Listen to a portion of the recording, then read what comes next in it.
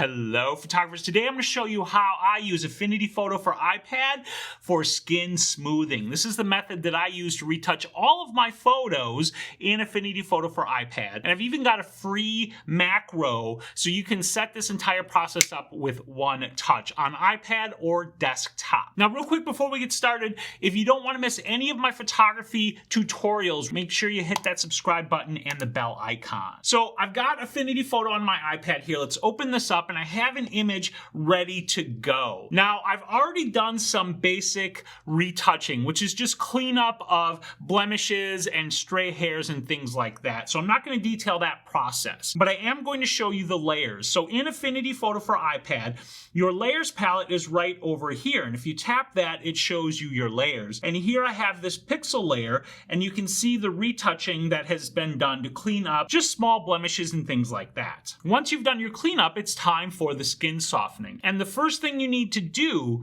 is to merge your visible layers. Now, if you are working on just a single layer, like if you hadn't been doing the retouching that I did here, and you just had one layer all by itself, all you would need to do is tap the three buttons over here and choose the duplicate option to duplicate your layer. But that is not what we are doing. We are actually working with multiple layers. And with multiple layers, what you want to do is merge the visible layers. There's two ways that you can do that. You can either tap this layer stack icon here to bring up the layer options and select the merge visible, which you see is the third one down, or you can go over to the three dots over here and you can go down to merge and choose the merge visible. Either one will do the same thing, which is take all of the existing layers and merge them together into one. This is the layer we're going to use to create our skin softening effect. So the first thing you need to do with this is run a high pass filter on this layer. And to do that, you go to the filters, which is this icon over here on the right hand side. And that brings up all of the filters.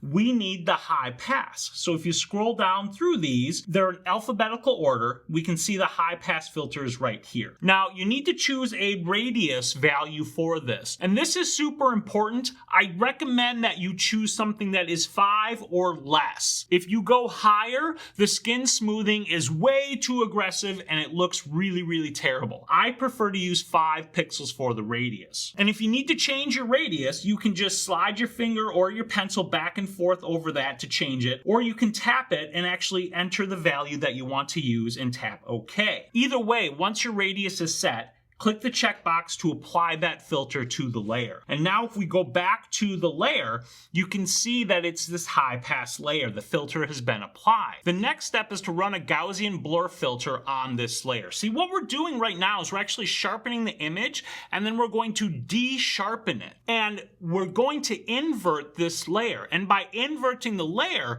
what we're going to do is resharpen the texture, but still soften the skin in general, preserving texture while smoothing out the skin. So for Gaussian blur, you go again to the filters and you can just scroll up a couple because this is in alphabetical order. And here we have Gaussian blur. And for this, I recommend a radius of no more than 2 pixels. I prefer 1.5, and you can change the radius the exact same way as you did with the high pass. It's already set to 1.5, so I'm just going to tap the check mark to confirm. And with that confirmed, we are now ready to invert this. If we left this as it was, it won't give us the effect that we want. To invert the layer, we need to go over here to the color tools. And under the color tools, you'll find this invert option. That inversion is applied as an adjustment layer. Now, this is a very important step as part of this process. What you need to do is merge this inversion down onto the pixel layer so that they become one single layer. To do that, you can tap this layer icon option and you can choose the merge down. Or again, you can go to the three dots over here and go to merge and choose merge down. Either option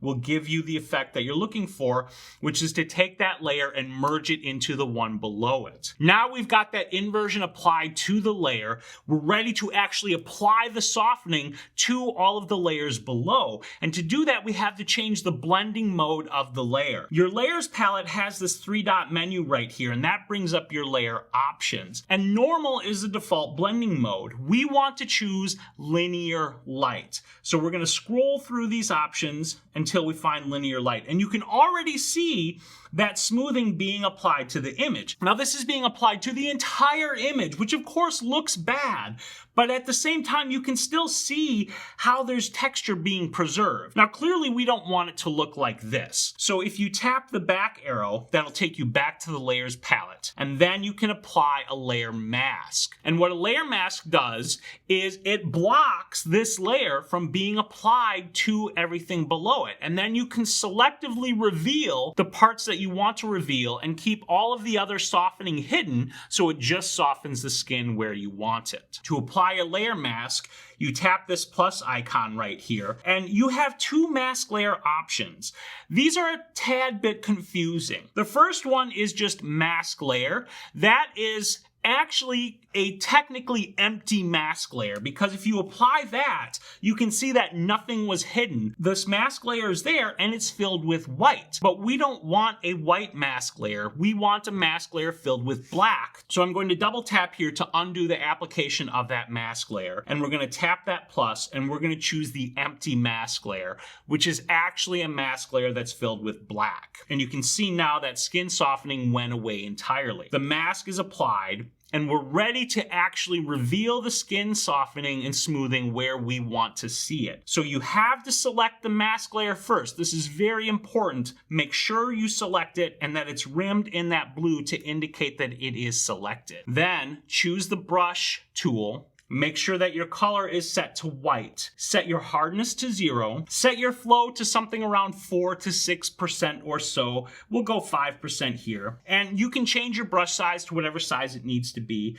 This is a decent enough brush size for me. And I'm going to zoom in, and we are going to brush on the mask with this low flow to reveal the skin softening. You may not even notice anything happening as I'm brushing, but I can actually see the change happening on the skin. And what's great here is it is softening, but we're maintaining the texture. And if I click this checkbox here to turn off the layer and turn it back on, you should be able to see the difference in the skin softening. Now, the next thing you would do is just go on and smooth all of the other skin that you want to smooth. But once you're done, I highly recommend you take a look at your layer opacity and possibly adjust it. I routinely set my layer opacity to something between 50 and 80% to slightly reduce how powerful the skin softening is, because you don't want it to be too aggressive, you don't want it to look too fake. In this case, I feel like something around 75 or 76% is probably good. And again, I like to just turn it off and turn it back on again and see how it looks. And this looks really nice because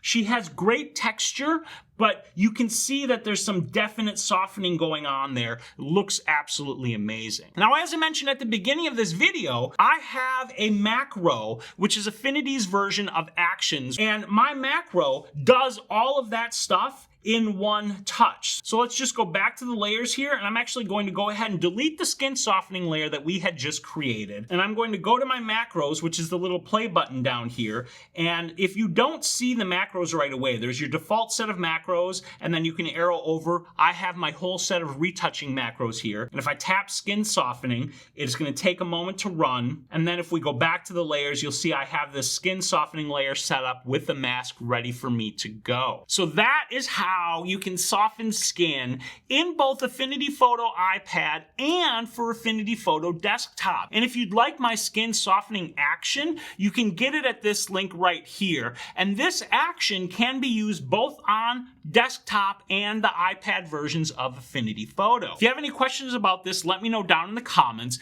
And I already asked this earlier, but I want to know what other Affinity Photo for iPad tutorials would you like to see? Let me know down in the comments. And then make sure you like this video and subscribe to my channel and hit that bell icon so you don't miss any of my videos. But whether you do any of that stuff, you better get out there and take some damn photos.